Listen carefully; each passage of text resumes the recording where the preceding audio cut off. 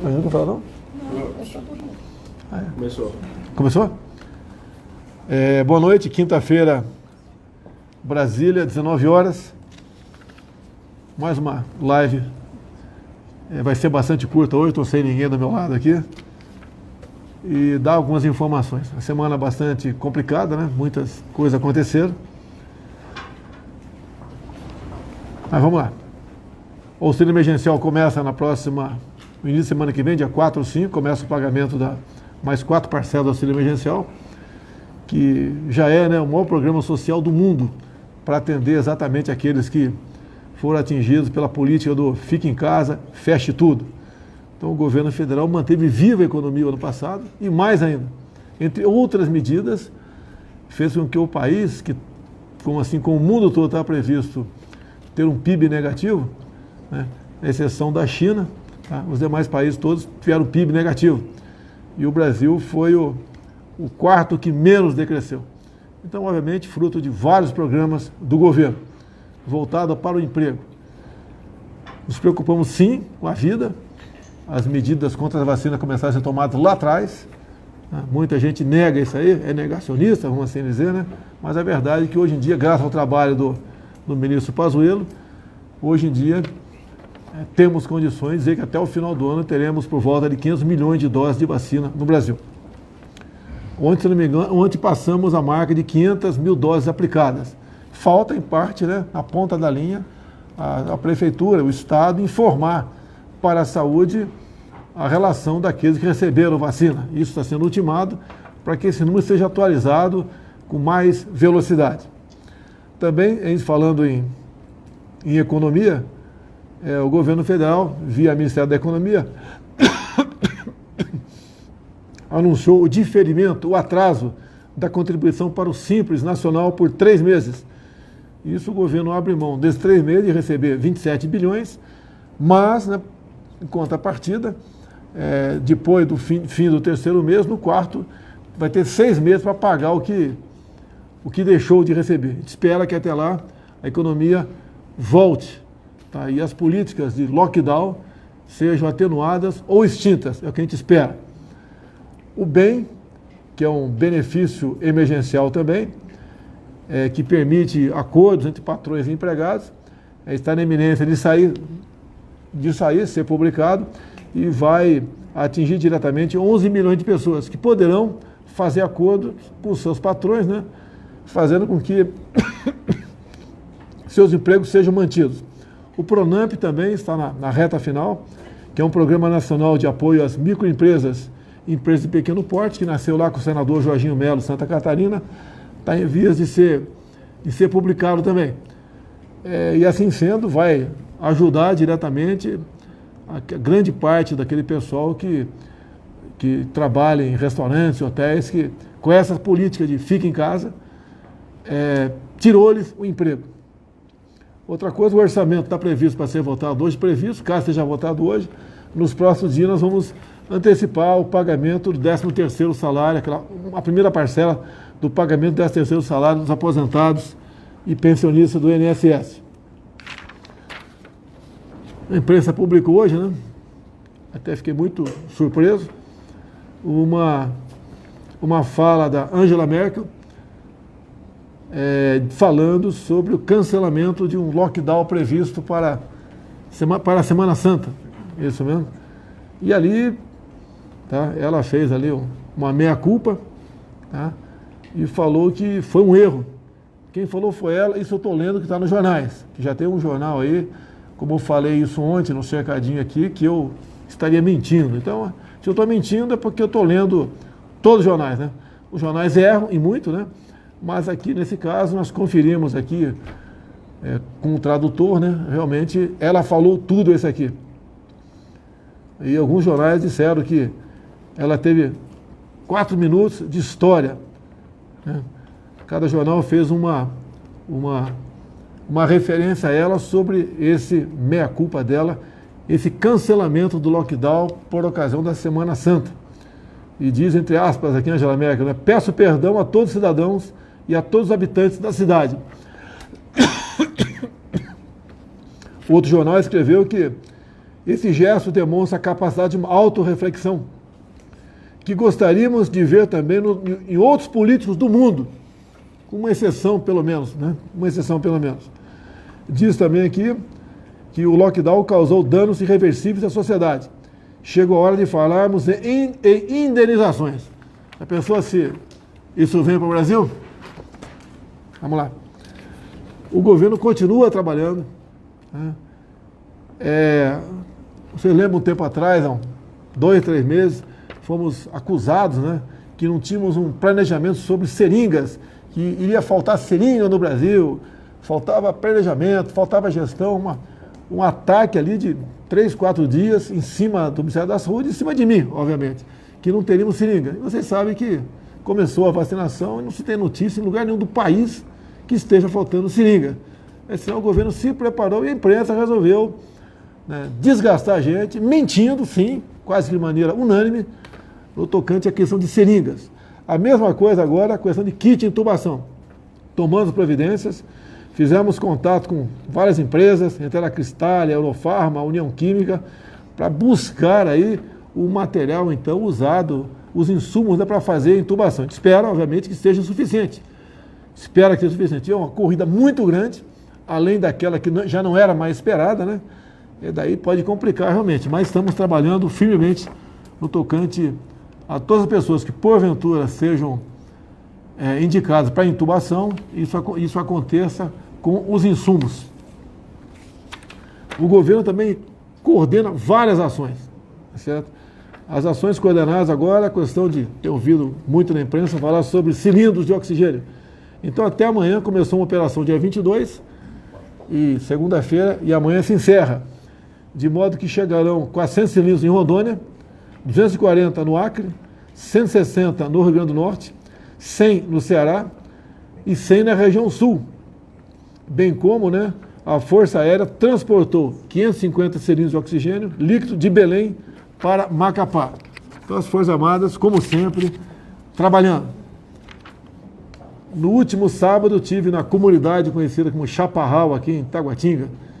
Então a imprensa não foi atrás, driblamos a imprensa aqui, porque se fosse, só ia publicar o que não interessava, né? E não o que eu fui fazer lá.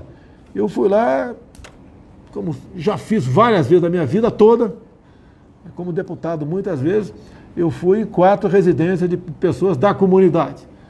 A história é triste, né? Fui em 4, se fosse em 10, 20, 30, a história seria semelhante. Numa das casas, uma geladeira tinha um chuchu dentro dela, mais nada.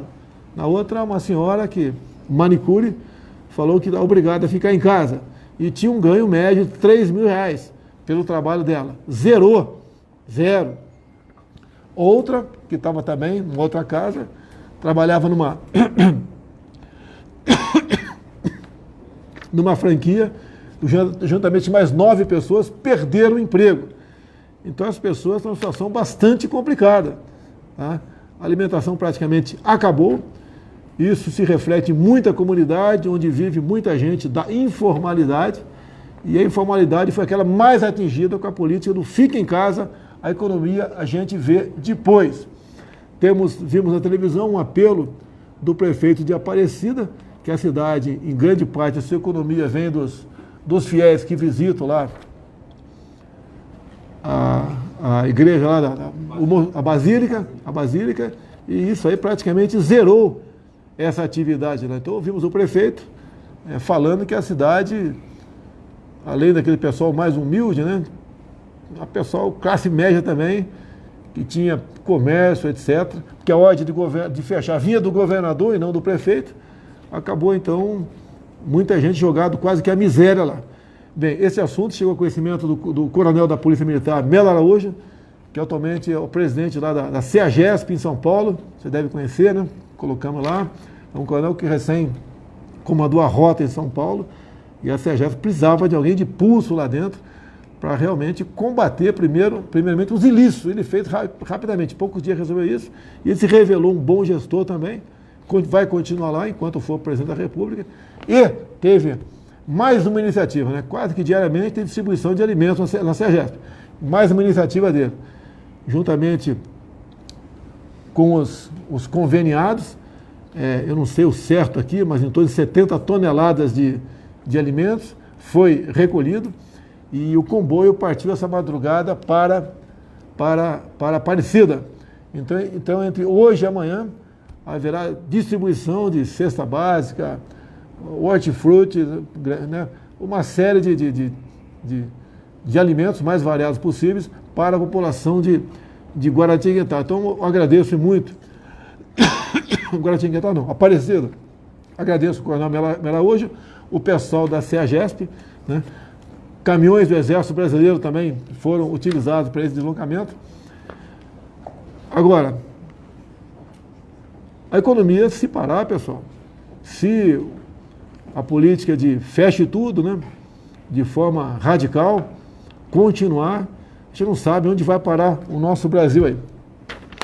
Então, na favela Chaparral, na comunidade Chaparral, vimos os problemas lá. E eu gostaria que governadores, prefeitos, né, alguns devem fazer, com toda certeza, mas que a grande parte, a maioria, fosse visitar essas pessoas para ver como eles estão vivendo. Que nós aqui, eu, por exemplo, eu sou um caso diferente, o presidente da República é diferente, tá? Mas um servidor público que trabalha na prefeitura, no Estado, ou aqui no Executivo, aí ficar em casa com um salário pingando todo mês, não tem problema nenhum. Agora, se fosse ficar em casa sem salário, daí, obviamente, essas pessoas, esses chefes executivos, seriam pressionados pelos respectivos servidores. E, com toda certeza, a medida seria diferente. Deixo bem claro, nós queremos combater o vírus.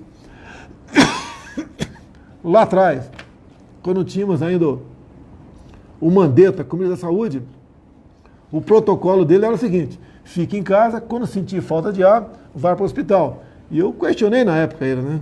Vai para o hospital para fazer o quê? Que eu não sabia. Para ser entubado. Tá? Então essa política, no meu entender, não é certa. O que deve acontecer num primeiro momento, quem sentir qualquer sintoma que possa ser Covid, procure a unidade básica de saúde, um hospital e converse com o seu médico para ver o que ele vai receitar para você. Não tem um medicamento certo para isso ainda, de forma clara, né? Não existe medicamento para isso, mas o médico tem alternativas e pode salvar a sua vida com essa alternativa. Então, o atendimento imediato é bem-vindo e necessário. Se eu, porventura, for reinfectado, eu já tenho o meu médico aqui, já sei o que ele vai receitar para mim, tá? O que me salvou lá atrás.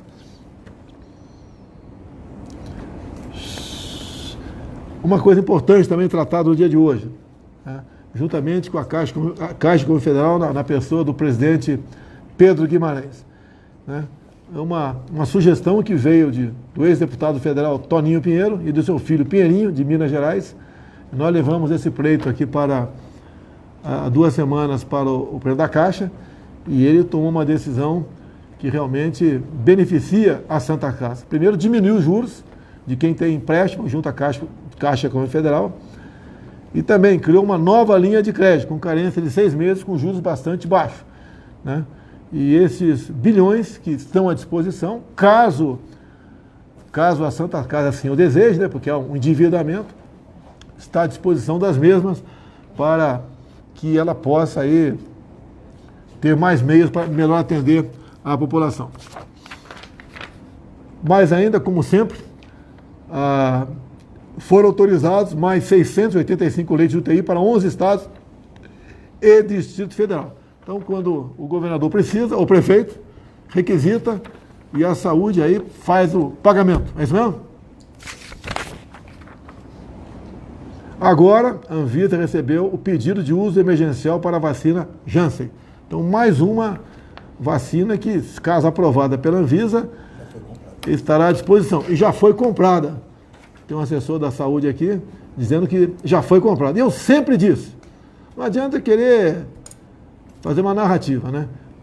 Entre eu e a vacina existia a Anvisa. Você tem que respeitar. Daqui a pouco começa a chegar coisa aí de não sabe fabricado onde e distribui para a população. E coloca em risco a saúde pública. Então, todas as vacinas, né, que foram aprovadas pela Anvisa, nós compramos. Sem problema nenhum. O Brasil já aplica, em média, né, 500 mil doses diárias. Isso vai aumentar, com toda certeza. Falta melhor interlocução entre a ponta da linha estados e municípios com o Ministério da Saúde para que cada vez mais seja corrigida, né, com mais velocidade a quantidade de pessoas que são vacinadas. Eu falei medidas contra a vacina? Sim, senhor. Então vamos corrigir, não é contra a vacina, contra a Covid aí. Senão, encerrando aqui, curiosidade, né? Porque parece que só o Brasil é que tem problemas com a Covid. Muita gente pede pressa, nós reconhecemos isso aí. Tudo que for possível fazer, o Pazuello fez lá atrás e agora o Queiroga continua com esse trabalho, mas a questão de vacinas temos problema no mundo todo. Aqui, ó, notícia da imprensa aí. Japão sofre lentidão em vacinação contra a Covid por falta de vacinas e seringas. O que não faltou no Brasil está faltando no Japão. Com atraso nas vacinas, a Itália fechará lojas. Vacinação em Portugal enfrenta lentidão. Problemas que explicam por que a União Europeia está atrasada na imunização. Então, problemas vários países têm, tá? Não é uma exclusividade do Brasil, que não é atraso, né? É a quantidade de vacina. O mundo todo quer. Alguns acham que comprar vacina é pegar um avião aqui, lá fora e botar para dentro e trazer para cá. Não é assim, não tem vacina dessa forma disponível no mercado. Isso vem de projetos, de acordos que fizemos lá atrás, e estão chegando aqui agora. Estamos fabricando no Brasil, se não me engano, 5 milhões por semana de doses, né? Não, mais. São... Quantos por semana? Algo. Não, mas 5 milhões, um pouco mais de 5 milhões, só lá na Fiocruz. E Butantan, mais 5 também Butantan. Então vai chegar a 10 milhões por semana, aproximadamente 10 milhões de doses por semana. E daqui a 3 meses aproximadamente, o Brasil deve começar a fabricar a vacina do Brasil. A fabricar desde o início dela, né? O IFA, tudo dela. Isso é fruto de uma medida provisória de 2 bilhões de reais que foi assinada por mim em setembro do ano passado. Então, em setembro do ano passado, né, Pazuello já era ministro? Já. Assinou a medida provisória, eu assinei a medida provisória, de modo que o Brasil, então, se preparasse para ter o IFA próprio e nós dominarmos toda a cadeia de produção das vacinas do Brasil. Então, a previsão daqui a uns 3 meses, nós... Maio, 2 meses? Eu vou dar 3 meses para dar um prazo aí. Então, daqui a 2, 3 meses, a previsão é nós começarmos a fabricar a vacina nossa no Brasil. Vantagem, com variação de cepa, você pode rapidamente alterar um pouquinho a vacina e atacar essa nova cepa, né? De forma mais direta, vamos assim dizer. Então, o Brasil será, se não me engano, o 5º país. Hoje é o 5º país que fabrica. Tá? O 5º país que vai ter a capacidade de fabricar completamente ali uma vacina própria. Obviamente, poderemos lá na frente, depois de vacinar toda a população, nós começarmos a exportar vacina. Tá, ok? No mais aí, pessoal, mais uma coisa? Pode encerrar aqui? Vamos ouvir os pingos. Sai da frente, ó. Vamos ouvir os pingos dos is aqui. Dá mais tempo, eu vou botar o pessoal dos pingos para trabalhar, para comentar aqui o nosso trabalho, tá ok? Pessoal, muito obrigado pela atenção. Facebook, YouTube, Instagram nosso, juntos, está na ordem de 80 mil. Pingos nos is, 106 mil. Foco do Brasil, 7. Folha Política, 2. Jovem Pan News, 25. Peço que o pessoal que está no meu Facebook, YouTube, Instagram, que passe lá para o Jovem Pan, programa Pico dos Is. Vamos assistir o Augusto Nunes, toda a sua equipe aqui, para comentar a nossa live e dar outras informações. Um jornalismo realmente isento e responsável que orgulha a todos nós. Muito obrigado, até quinta-feira que vem, se Deus quiser.